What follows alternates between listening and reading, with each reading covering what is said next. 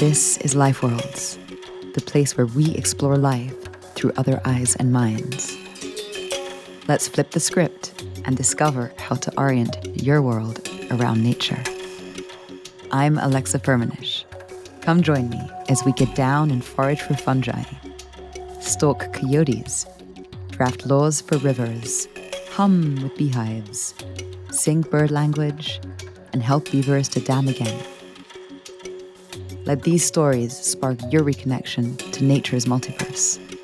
Learn how to bring ecosystems back to life, become an agent for other intelligences, and begin to see how you too are the sum of all life worlds.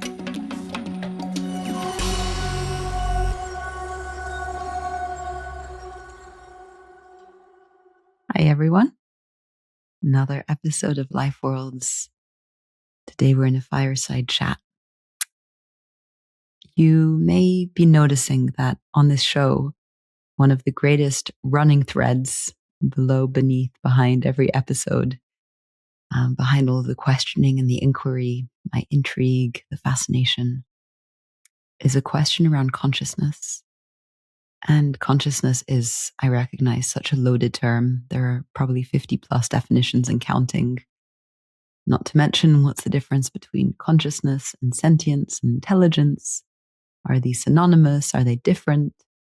Does one precede or preclude the others?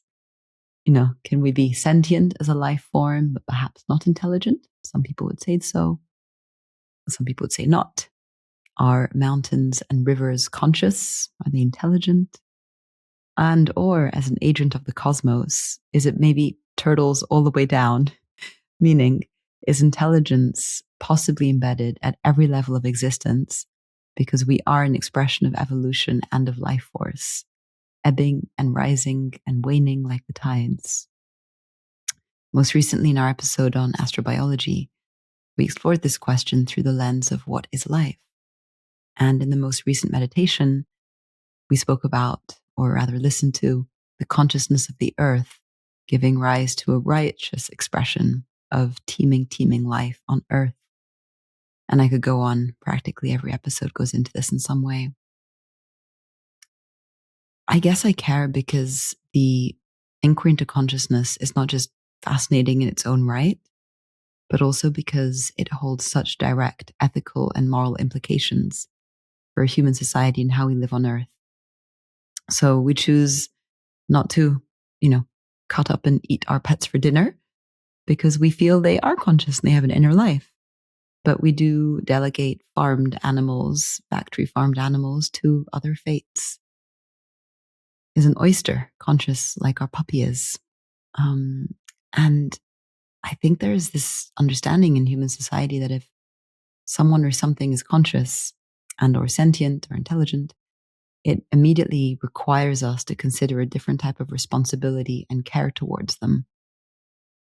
Of course, we know that humans are conscious and we still don't treat each other very well, but something about knowing that whales have cultures or nature is intelligent in how it distributes resources or operates, all of that kind of also breeds profound empathy and care and a sense of wonder. And I would say belonging, because if consciousness is distributed throughout the cosmos and the world, then we belong to something. We are not the pinnacle of, the top of the pyramid, if you will. And so extending these labels or these understandings might really require us to change things in ourselves and our culture. So with that as a prelude, our friend on the podcast today joins us for a wide-ranging and fascinating fireside kind of chat. Kensy Cooperrider is a cognitive scientist, and he's the host of Many Minds, which is a podcast I've been listening to for years. And I see it a bit as a cousin to Life Worlds, because we both circle these questions of mind and intelligence and experience, especially if it's removed from just being human. Kensy has had hundreds of conversations with scientists and leaders who are working at the edges of what we think we know about minds. And as he shares today, in his earlier phases, every conversation was a small explosion of wonder. Crows are using tools, octopuses solve puzzles, whales compose songs, and the world ends up being a lot more inhabited than what we've been told. And most recently, he's been experimenting with a way of getting past these big and loaded words, such as language or culture or consciousness, that are so freighted with centuries of argument and entrenched philosophical camps. You can kind of barely use them without having to use a footnote. And he goes straight to the cooler stuff, like names and goosebumps and dreams and fire and taboos and medicine, and asks questions like, well, what might spider dreams look like? Or what does it mean to dream in a watery world as a dolphin? His approach is, well, maybe not approach, but his latest line of inquiry is to look at these concrete little apertures into other life worlds and to see how we are united by our similarities, but also express really interesting differences. And we explore what those differences may be and different thinkers and frames that help guide some of our thinking. We also touch a bit on AI at the end because, I've often mused if we are willing to expand words like sentience intelligence across the animal kingdom, then what happens when we try to expand that to the mineral, the silica, the metallic? And under all of this lies maybe unanswerable questions, but what fun to explore in this way, for sure. So without further ado, here is my conversation with Kensy Cooperrider. Kensy, hello. Welcome to Lifeworlds. Thank you so much. Happy to be here. Such a pleasure having another podcaster on the podcast. I think you might be the first one, actually. Oh, is that right? Yeah. Yeah. Yeah. And I don't think I've ever had a podcaster on my podcast. Yeah. No, it's fun. It's a weird, it's kind of community we're in here. Yeah. And it's funny. I've been listening to your podcast for a while, and as I said to you when we were chatting about this episode, like I feel like we have these cousin podcasts, right? Yeah, we're exactly. Both kind of. I was like sibling, but maybe that's me pushing too much. Like it's cousins, and like yes, both looking at this notion of like minds and umwelts and life worlds. And what I love is we have these kinds of different and complementary lenses, but we are looking at like, okay, what is mind or intelligence outside of the skull? How does it appear in all of these different permutations, right, in the world? So anyway, I'm very, very excited to have you on, and we're going to go into a lot of the content that you cover across your podcast that I think is super unique. And as a sort of top line, I'm curious, you've had the podcast for about 6 years now, right? 6. That's right. Yeah, a little more than I can barely believe it, but yeah. Yeah. Well, in this 6 year lifespan, I'm curious, and having spoken with such a broad variety of people, I'm really curious, like what's changed in how you think about mind on Earth and the minds or intelligence or life, or maybe something even different. But like, I'm so curious how all of these conversations have changed you, and specifically what's been most surprising to you as you've interviewed people across all of these different spectrums and fields of experience. Yeah, that's a great question. And I've thought about this myself, just like, how has my view of this subject matter changed? How has my perspective kind of been shaped by all these conversations? And I think one way to put it, or one story I've been telling myself about it, is that I kind of went through there were sort of different phases. I would say in the first, say, 3 years, I was just constantly having my mind blown by all of these different, like, amazing abilities, capacities, phenomena across the tree of life that I had no idea about, like spider web building and web decoration and crow tool use and humpback whale song, and just learning about all these things. And it was sort of this I would say that was like my expansionist phase, where I was just like, oh my God, there's so much intelligence and just astonishing variety of mind and cognition everywhere. And then I sort of, at some point, I got to my sort of what else phase. Like, what else can we say about this? Like, we've now expanded, I think, it's not just me doing this podcast. I think in some sense, the people who are stewing in this research area, who think a lot about these questions, have been expanding our understanding of what mind is, what intelligence is, for a while now. And we've gotten to maybe a little bit of a what else, like what else can we say more specifically about what's going on and how different forms of mind do and do not differ, how they compare. What sort of distinct, we've sort of exploded, if you like, obliterated a lot of the boundaries we used to talk about. We've obliterated a lot of the bright lines we used to draw, fuzz them over. And it's like, well, okay, but what else can we say? What is interestingly different about bird tool use compared to chimpanzee tool use compared to human tool use? What is interestingly different about human music compared to humpback whale song? Like there's sort of it's sort of like, okay, but now that we've exploded a lot of these distinctions, what else can we say? So I think that's kind of the mode I've been in more recently. And I don't know, it's a less romantic mode. It's a more analytical mode. I hope I haven't lost a lot of listeners in making that shift from this expansionist, gosh, wow, the world is amazing mode, which of course I still carry all those sentiments with me, but into this more, okay, let's start to see what else we can say. So what I'm hearing you say is, in a way, there's like, okay, there actually is commonality, or at least like patterns across all of these beings and all these species. And, you've also talked about like AI and just more broadly.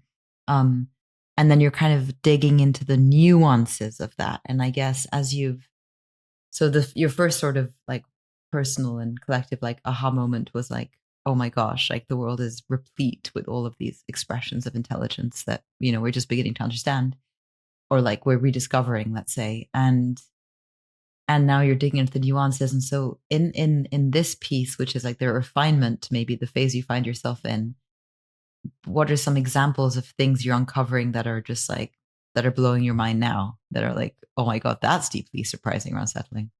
I mean, I've been thinking about this specifically in relation to language a lot over the last year or so, because on the one hand, I'm very sympathetic to folks who really want to just turn language into a descriptor of sophisticated communication across the animal kingdom. Just say, oh, well, bees have language, and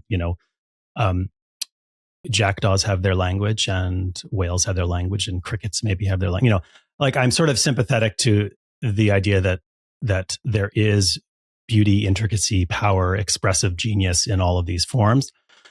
But at the same time, I'm sort of like, as a long-time language nerd and a language scientist, I mean, that's one way to describe sort of what I've been academically. I'm like, but like, if we do that, what then we're just going to have to create new ways of characterizing the difference between what humans are doing and what crickets are doing. We're not doing the same thing. I mean, anyone can see that. So sure, we can enlarge how we use that basic term language, but then we're just going to have to come up with new terms and go in there and pick apart, how does this system work differently from this system? It was interesting. I was having this conversation just on the weekend. I was with David Gruber from Project SETI and Cesar from Moth, the More Than Human Rights Group. And they were going to convene a group around, currently, from my understanding, the definition of language only pertains to like human things, and apparently it is not accepted yet to even extend that notion to non-human creatures. And I guess what I'm curious about is like, does it matter that people at large think that animals have language and culture? Like, what does that change if people even have those frames of reference? Yeah. I mean, I think that does change a lot. This is partly why it's I have so many conflicting thoughts about this, is when you extend those I'm trying to think of what the right word is. Those terms are laudatory, let's say. They're sort of, they're celebratory. We think of language or culture as things that are worthy of celebration, and wow, language is special. It's important. It's got gravitas. So when we extend those laudatory terms, people start to see the creatures we extend those terms to differently. Oh, well, wait. Chimpanzees have culture. Some deer, some ungulates have culture. That's amazing. These creatures are worth more of my attention, more of my maybe empathy, more of my consideration than I thought before. So there's no question to me that move of extension is a powerful one and does shift people's ideas about the natural world. So that's why I'm sympathetic to that move. But then the scientist in me is like, okay, but now that we've extended that term, what is the new vocabulary we're going to start to use to characterize what still remain as differences, as interesting points of contrast? All of this makes me think about just the limitations of like labels and language. And you said before, we've obliterated boundaries. And I think that in a way, like labeling something in some worldviews can even be seen as like an act of violence. It's like you're labeled now, you're boxed. And what I loved is when we were discussing this episode before we came on, in email you shared, one of the things that could be interesting to talk about, and it's this idea you have building around vignettes, right? And actually the scholarship that you're describing and the language we've been using right now around like, okay, things like culture or language or concepts, you've said they're baggage laden, like they're heavy, they come with all of these preconditions, and that you're actually kind of interested in this different unit of analysis for comparing across different types of cognition. And I love what I'm going to cue up here, because it feels a lot more creative and embodied and like humanizing. Actually, what you said before about like, if we can see creatures differently, yeah, it could be through culture or language, but you point to things that, may seem trivial, but they actually speak to this web of connection. So things like goosebumps and smiles, names and greetings and games, and even things like medicine, fire, dreams, nests, taboos. There's something about that I think is just deeply compelling beyond just, talking about a word like language or culture. So why do you think that this is a better approach to talking about other minds? Yeah, I guess I'm not sure I want to say make the strong claim that it's a better approach. I think it's a different and interesting approach, and that's why I'm sort of playing with it. And I think the main idea behind it is, as you said, that like these big constructs that we're so often talking about, and by we I mean the scientific community, but also in the world of popular media, these big constructs of language and culture, they're so baggage laden. I mean, you can't talk about what is and is not language without contending with hundreds of years of scholars already fighting about this and changing their definitions and, this kind of thing.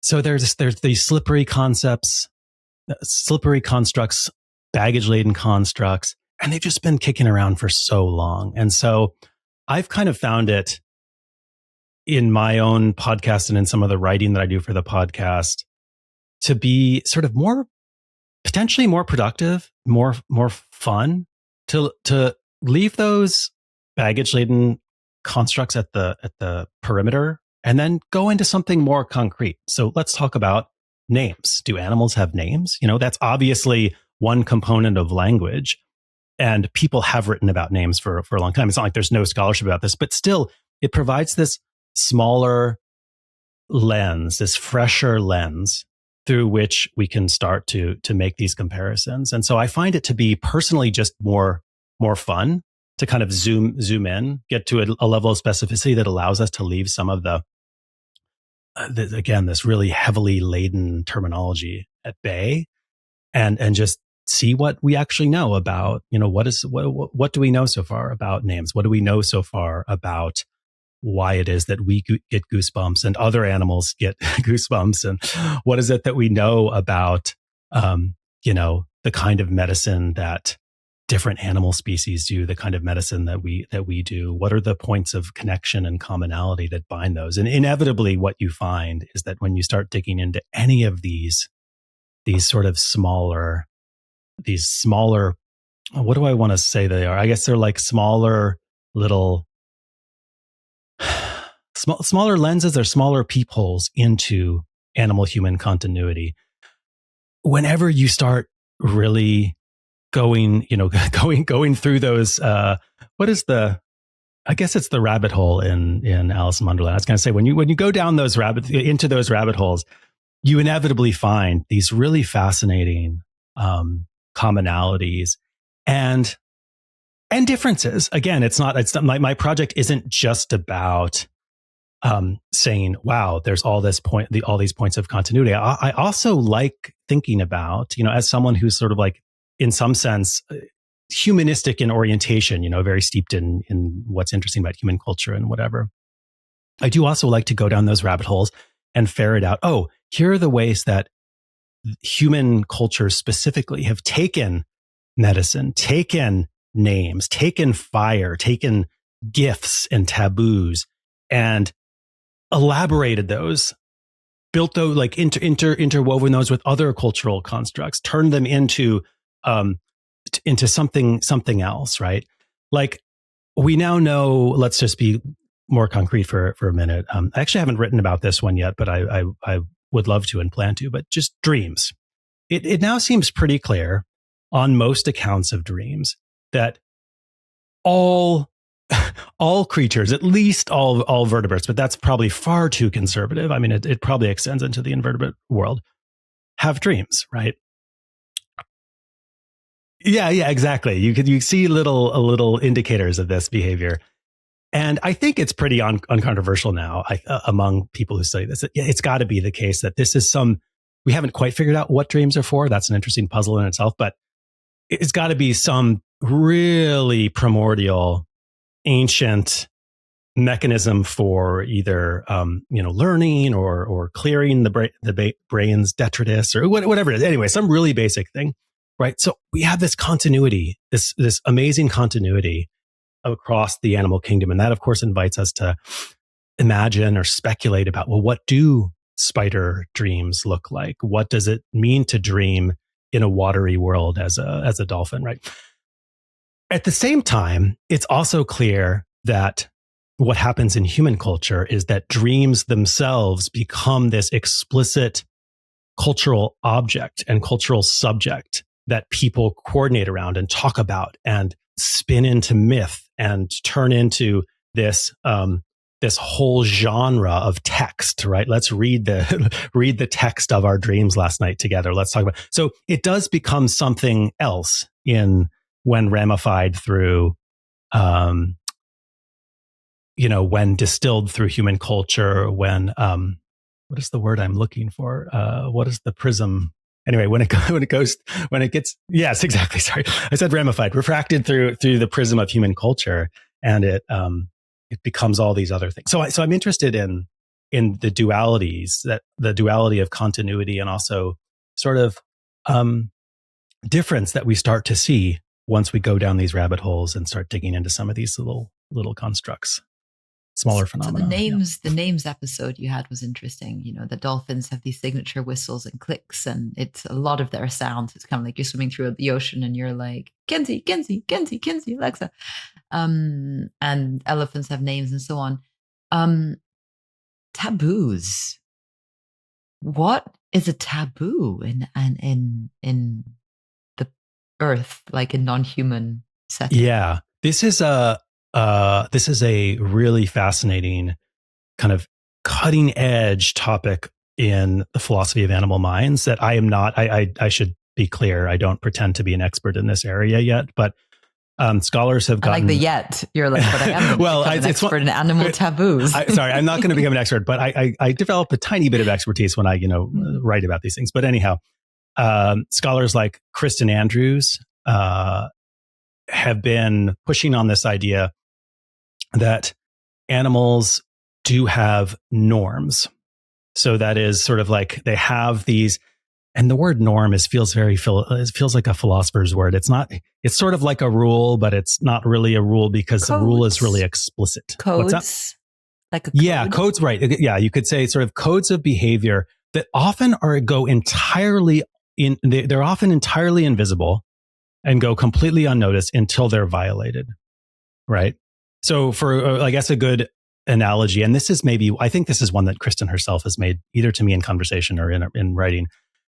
You could think about like norms we might have around personal space. We don't necessarily have explicit rules. Like you never come within, 2.5 feet of someone's face, or, like we don't, it's not explicit. It's not like a rule that and we don't write these down in codes of conduct necessarily. But still, if a personal space norm is violated, if someone comes in unexpectedly too close to you, that is a clear violation. It will raise people's hackles, figuratively, literally. I don't know whether we have hackles anymore. Maybe we we do. Anyhow, we will orient to that. We will respond to that as a norm violation. So in thinking about the continuity between animals and humans there, I don't think that animals have taboos, maybe in the rich sense that human cultures might, where it's really explicit lists of don'ts. Can't do this, don't do this during this time of year, can't do this. But it does seem, or at least many philosophers are now arguing, that they have norms.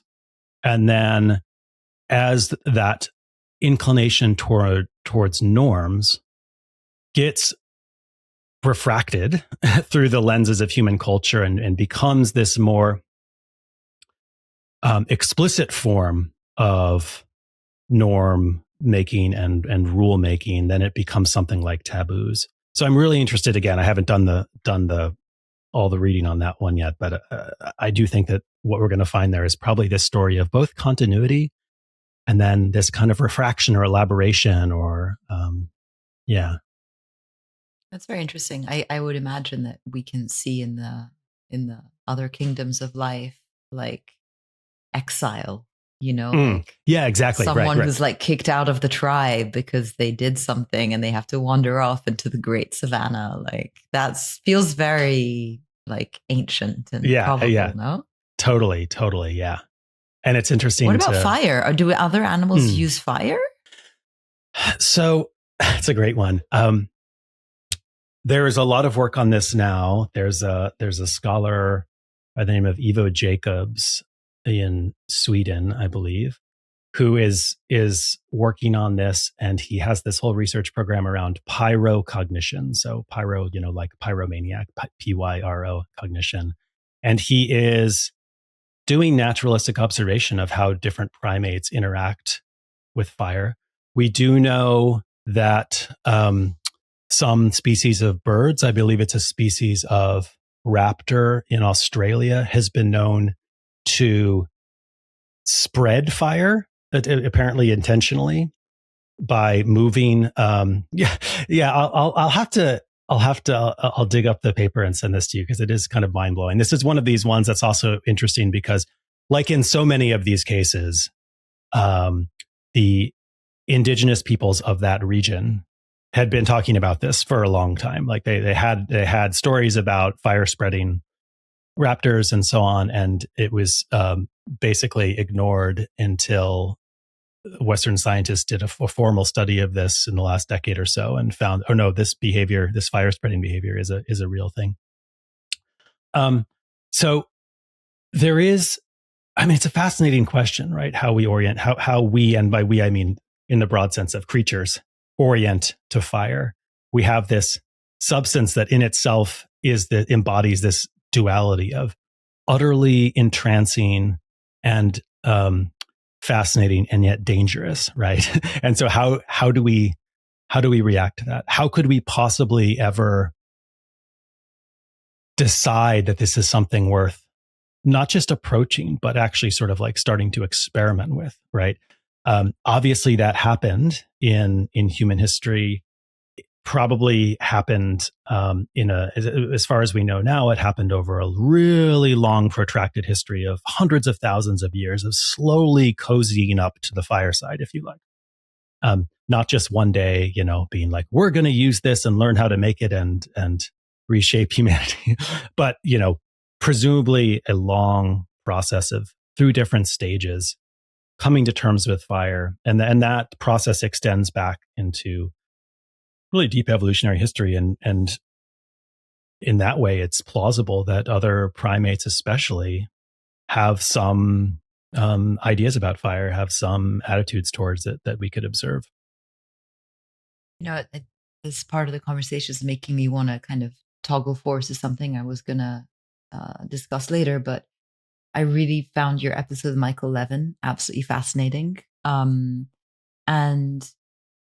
just kind of cut to the chase, like his take in your episode, if I understand it well, is like, it's not, the not interesting question is this creature conscious or is this system conscious?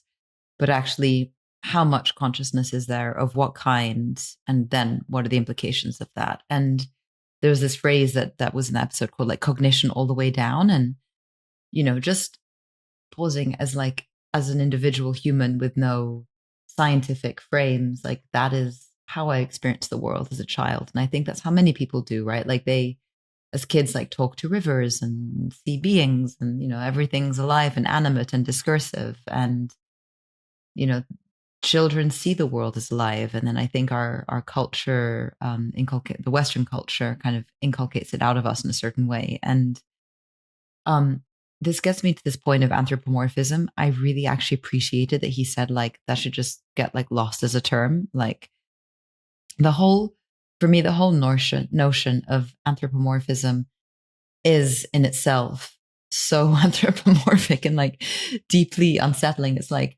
wait, so like the humans are like the sort of the gatekeepers of what consciousness or intelligence is. And if we use a word that relates to human culture or behavior for the more than human world, all of a sudden we're anthropomorphizing. And what made this come to mind was you were sharing about the indigenous story, right? That was about this falcon, it was, right? That would carry the fire. And as you were describing that, I was thinking about all of the First Nations and indigenous people I've been with around the world, and like their myths and stories, and even the law, LAW, right? Like the law, like indigenous law, is based in storytelling. And like the Robin, and I had an amazing episode on this podcast on Lifeworlds with Lindsay and John Burrows, talking about like rights of nature, but also they set up one of the first, I believe it was the first dual law degree in University of Victoria with Indigenous law and like Western law. And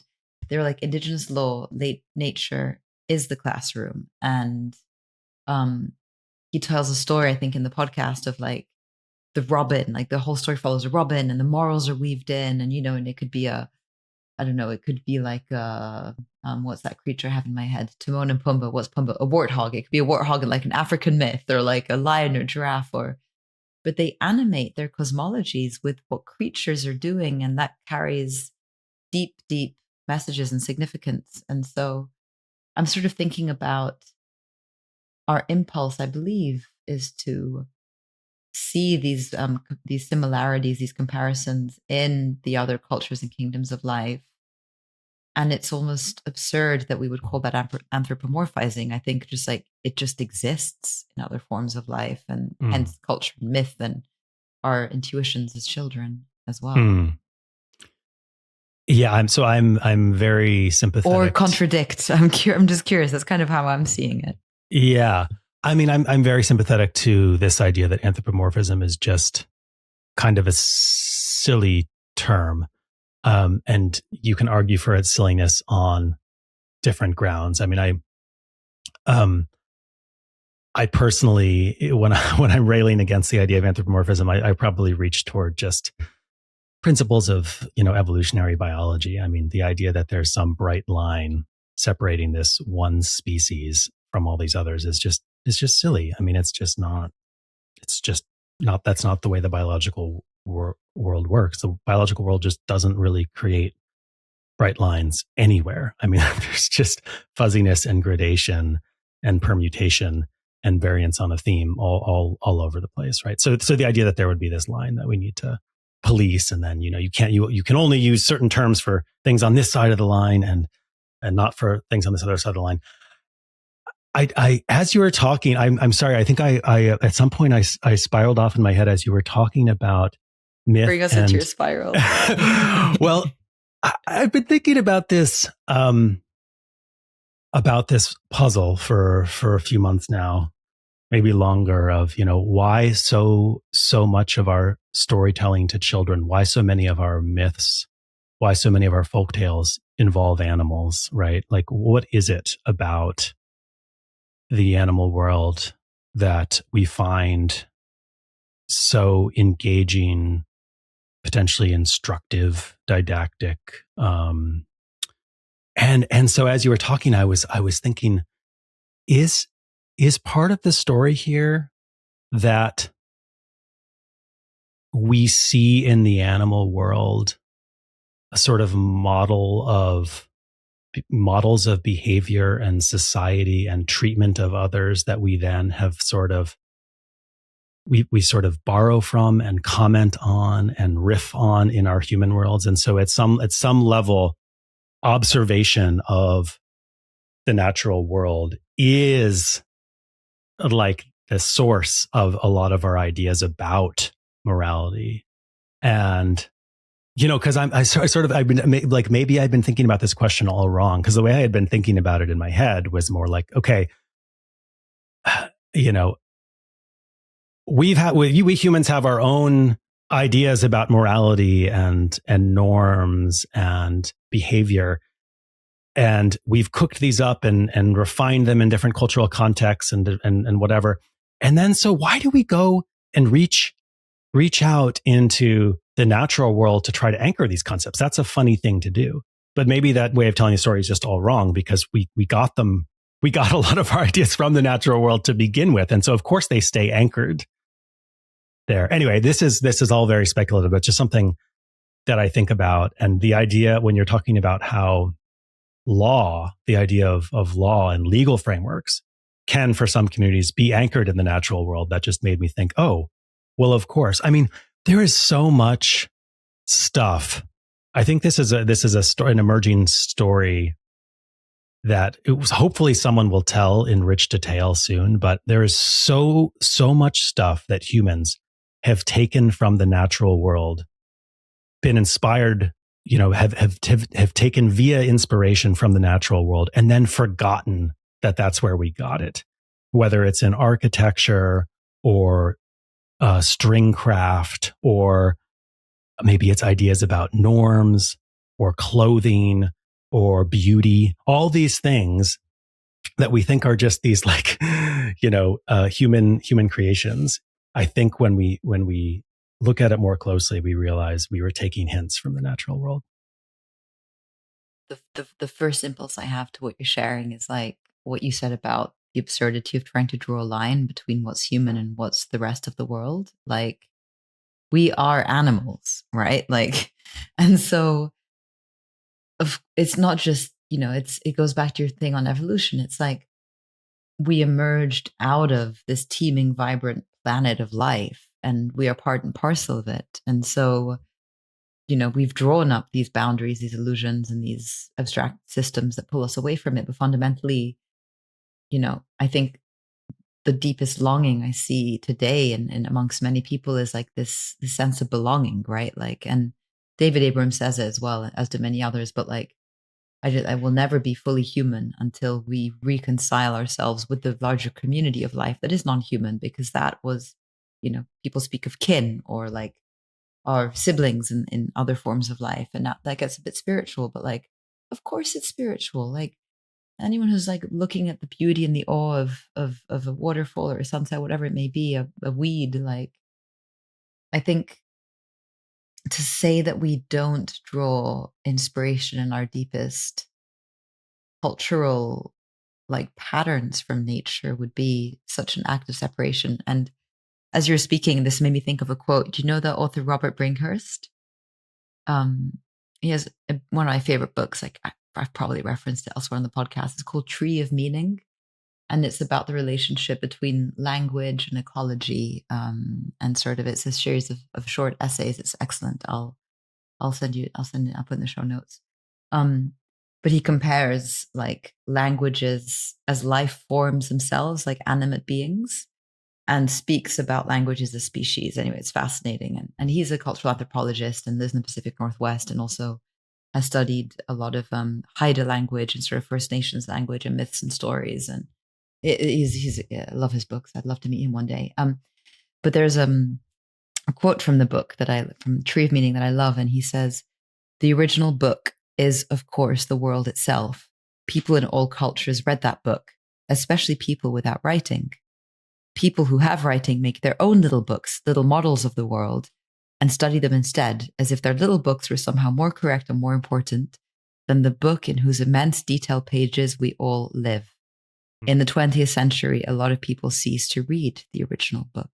Mm. Yeah, I love that quote. That's amazing. And yeah, it's interesting because it pinpoints literacy as this source of alienation, as a driving factor in alienation, which I totally buy. I mean, I think that's a really interesting suggestion. I, on the other hand, as a book nerd and someone who spends a lot of time marinating in books, same. I'm not gonna be able to get behind just let's go back to no books. But but I mean, we need to be honest about what literacy has done to the world, and if that's one of the things it has wrought, then we need to reckon with that, right? And how can we reconcile like sort of these things? Yeah.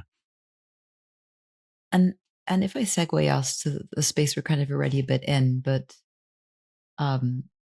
you don't cover it necessarily directly in your podcast. I think maybe I do a bit more explicitly, but this idea of sort of ethics or responsibilities, right? And I really would encourage people to listen to your episode with Michael Levin, because that one really got me thinking. And, I think the more that we look at particle theory and physics and, our atoms conscious, or like where does, and again, these are different terms, and let's not get into it. Like, what is consciousness? What is intelligence? What is sentience? And everyone has their definitions, but let's just say there is something that it is like to be alive, and something of that kind of goes down to the particle level in his thoughts. And there is maybe almost no zero. And that leads me to the episode you did with Birch. And he spoke about, if there's a creature or a form of life that is a sentience candidate. So we can't quite fully prove yet, I think, because our modes of measurement are quite limited. But let's say we can't prove that they're sentient, but there's some sense that they could be.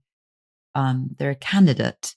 We do need to apply like ethic and moral and ethical frameworks to that, and sort of precautionary principles of harm. And that resonates on a personal level. But I'd be curious, as you've sort of,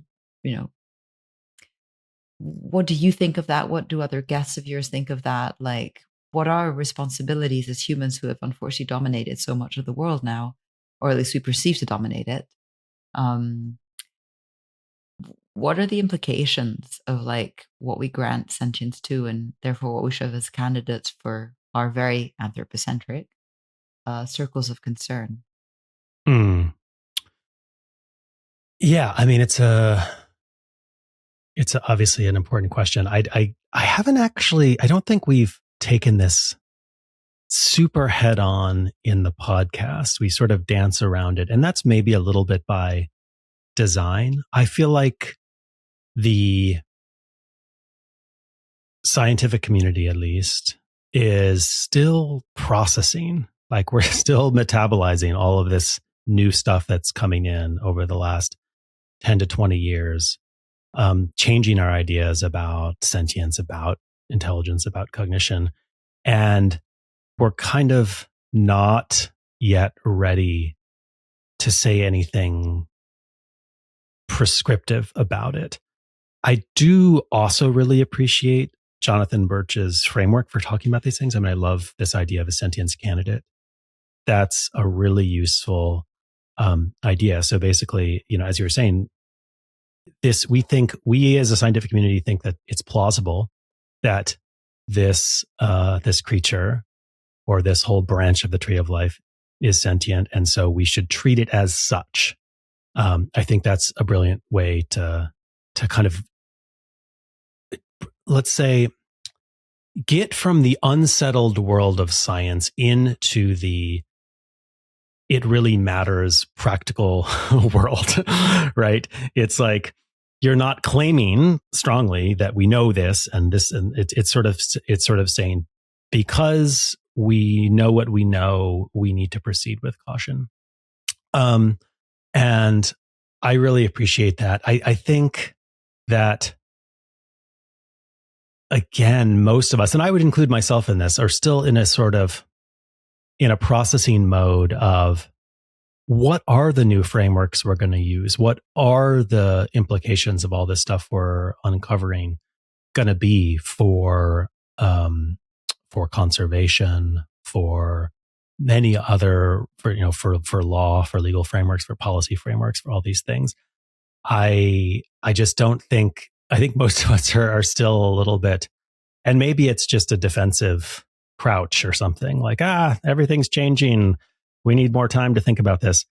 But it feels to me like, not quite ready to spell out in really clear terms. These are the new mandates. These are the new norms. That makes sense. Academia is harsh. I mean, I interviewed Suzanne Simard last week, and she did all this work on the sort of fungal neural networks and used, I think, very radical language for the scientific community. Actually, she shared in that episode that in 1997, it was actually the journal Nature that termed the Wood Wide Web. That wasn't her language. And I thought that was pretty cool that Nature did that. Like, they chose to give it that title, but, using language like mother tree or siblings or kin. And she's obviously faced massive whiplash from the scientific community. And I think there's just generally like a staleness, like an ossification in the academic institutes to like be more radical or have some of these like ideas. And I think it can be quite destabilizing. But I think, the purpose of all this fascination and some of the work you've been looking at and like the vignettes that you described, I guess that my hope for them would be that the science and the research and what we're observing increases awe, which increases care, which increases empathy, which is obviously so necessary at a time of like ecological and social breakdown.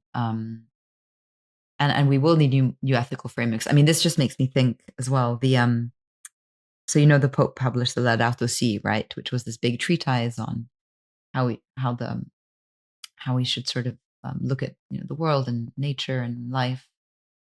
He published, I think it was this week, the one on AI. And I have it on my desktop to read. And I wanted to touch on AI before we ended, but like, what are these like moral considerations we have towards other creatures?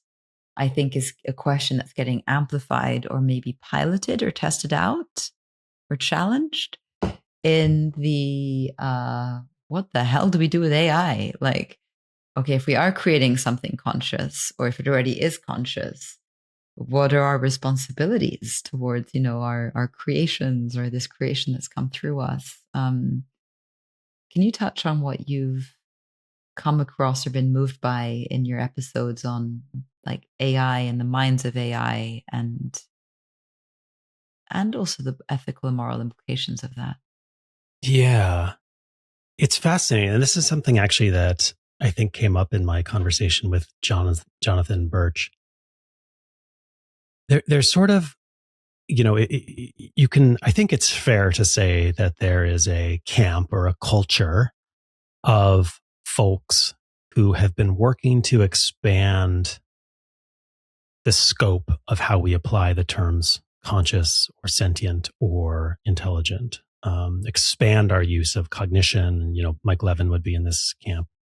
Many others, of course, to further and further, let's say, branches of the tree of life. Like we want to expand these terms radically to encompass much more of the tree of life than we had previously.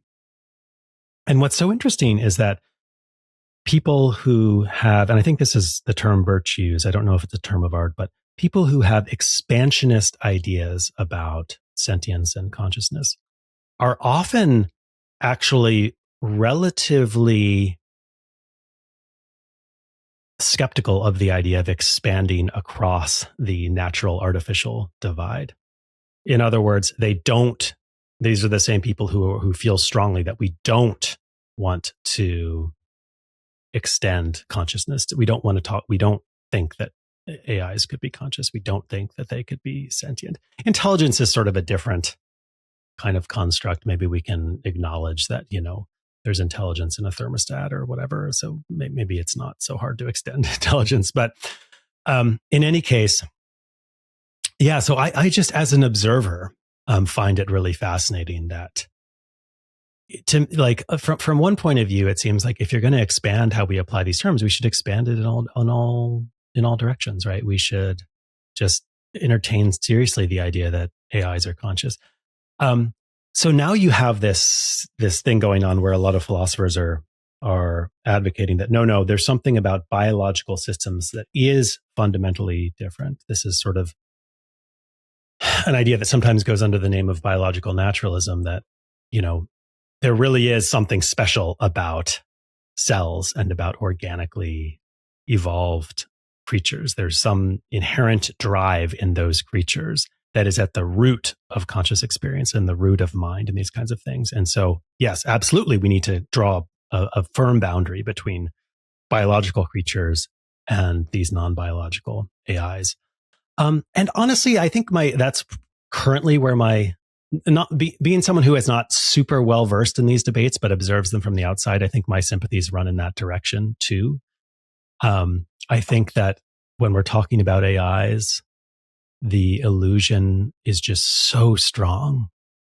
When we're talking about large language models, the illusion is so strong. Their facility with words just spins this web of human aura that it's really hard to look past. I personally don't. Yeah, I don't know what the great test is for actual conscious experience, but it's just really hard for me to imagine that AIs anytime soon would pass it. Just to prod at that for a second, an idea I've been toying with is, and probably not just me, but let's say goal-directed behavior, right? A lot of people who look at consciousness or sentience say there's some sort of goal-directed behavior. If we looked at, let's say, technology and AI as a system, as a form of life, it's very good at getting extracted, being built, consuming resources, using human firepower, manpower to build itself. It's clearly refining and how will I say, like, its evolution is becoming more sophisticated, from the first Mac in the back of a parking garage. So, in the same way that like vines will propagate across the forest, or I know what you mean, they're not biological, but they're patterns of behavior and movement. Some of them kind of are. Back to your point in the beginning on what's continuous and discontinuous. There is some continuity with agency and goal directedness, and like, this is probably a step too far and esoteric, but like global geopolitics is mobilizing around who's going to build, right? And who have supremacy in that. So in a way, it being built is manipulating nation states to have itself built. I don't know if there's an analogy in the animal kingdom, but like I think of the fungus that hijacks the ant and it takes over its nervous system, and then it just has the ant do its bidding, but it's like a zombie ant. Yeah, no, this is really interesting. Like, so different. This makes me think crazy, of. But yeah, I don't know if you have this in mind or if I'm just projecting this onto you, but there was a conversation I had recently with the ecologist Rob Dunn, and he has a recent book about mutualism. And in that book, he spends a lot of time, maybe more than you would expect, talking about yeast And, he plays with this idea that yeasts really have sort of domesticated us. In other words, they figured out a way to propagate themselves through us, right? We have become sort of agents of their global domination.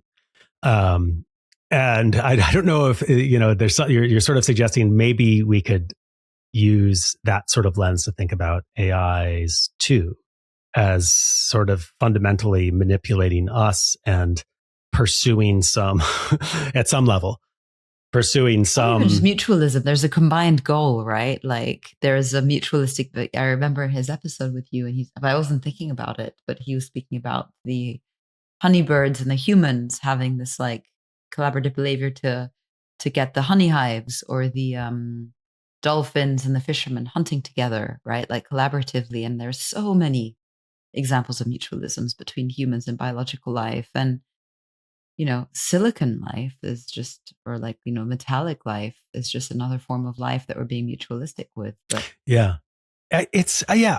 I now that we're talking about this, and now that you've suggested this, I'm kicking myself for how did I not talk to Rob about whether he sees AIs as entering into mutualistic, like, are these creatures capable creatures? I guess I don't really think of them. Are these systems capable of entering into mutualistic interaction? Is that term a useful one here? Because it is fascinating to think about. And of course, you can talk about mutualism, but then there's the darker side of mutualism, right? Parasitism. And you can have cases where both parties, like one party thinks it's a mutualistic interaction, but it's actually a parasitic one, and they just don't quite realize it. So anyway, yes, it's an interesting lens through which to think through where AI is going and how we're interacting with it. And I mean, there are people now who are building AIs to imitate more of biological networks, right? And in the ways that the hardware is being built and the oscillations and all of that. So I'm throwing out words like oscillations as if I know. I was, what's it called? Armchair tech conversation I had a few weekends ago, but I was gripped by this thought that actually, so I think I'm just, another thing, and I know that we'll have to wrap in a few minutes, but one of the things I'm really curious about is like, we're in this inflection point where there is something presenting itself that is bringing up all of these questions around consciousness and sentience and intelligence, right? And like, is it conscious? Is it not? I don't know. There's religions being built around sentient AIs, and people claiming that they're AI, there are people committing suicide because they fall in love with their AI. So there's something happening on a massive scale. And there is a form of life, or non-biological, non-sentient life, that is emerging, that is really challenging our notions of our humanity. And I'm curious about how that will translate into the parallel conversation that you've been hosting and we've been having on humanity in the context of all these other minds as well. And will what's happening with AI sort of jolt us or wake us up to actually, wait, like, we're not at the center, and actually we've never been at the center. And I'm just really curious about how those two lines will play out over time. I am too. I mean, this is why it's such a fascinating space to be in right now, because you do have, I guess I would say, largely independent, but occasionally colliding and intersecting conversations going on. On the one hand, you've got this really rich conversation going on about the, for lack of a better term, animal-human boundary, right? The animal-human divide, whether that is a divide, whether it's just continuity. And that conversation is largely insulated from the conversation that's going on on the other side, if you will, about the human-machine boundary and human-machine continuity and how we should characterize that. And yeah, it's like every time it's a useful exercise. I probably don't do it enough, but whenever you come to some new understanding of how to conceptualize one of those boundaries, it's a useful exercise to think about, how does this apply in the case of the other, right? I mean, we were talking about this a few minutes ago when I was saying like the expansionist impulse that comes out of the conversation happening about animals and humans. well, when we take that expansionist impulse and port it over into this other conversation, what happens there, right? Does that mean we should all be applying the precautionary principle to AI? Should we think of all AIs as sentience candidates? Like, how does it port? So doing that exercise of like trying to port from one domain to another. And like, I mean, this is another area where I think a lot about the language case specifically, because there's a lot of hand wringing and hand waving happening about, is what LLMs are doing really language? Do they really get language? What is the essence of language?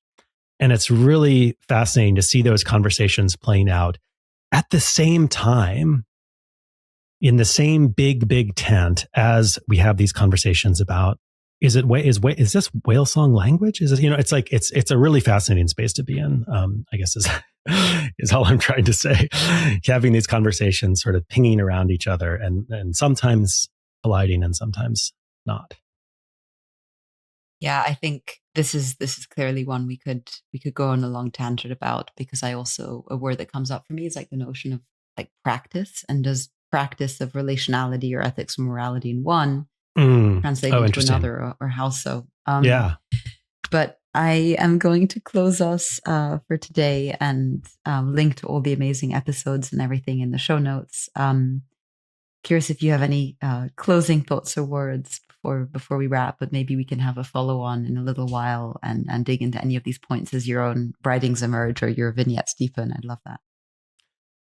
Final thoughts. I mean, I guess the one that comes to mind is there's still so much to learn and to think about. There's so many new frameworks to develop. We need new questions. We need new analogies. We need new ways of talking. We need people to come up with fresh lenses. I mean, this is such a rich and fertile terrain that we're just sort of beginning to map. I think I welcome input from all sides, all listeners. There's a lot to be done in this area. And as you've pointed out, Alexa, in the conversation, what we do in this space matters a lot, right? It's not like this is just idle theory spinning.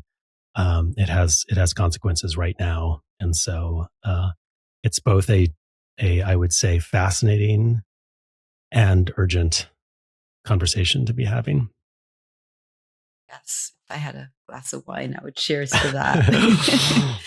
So, Kensy, such a pleasure to be in this conversation with you, cousin podcaster, and also your academic work is really interesting to me, and I would have loved to get some of that as well. But thank you for coming on the show, and wishing you a wonderful rest of your day as well.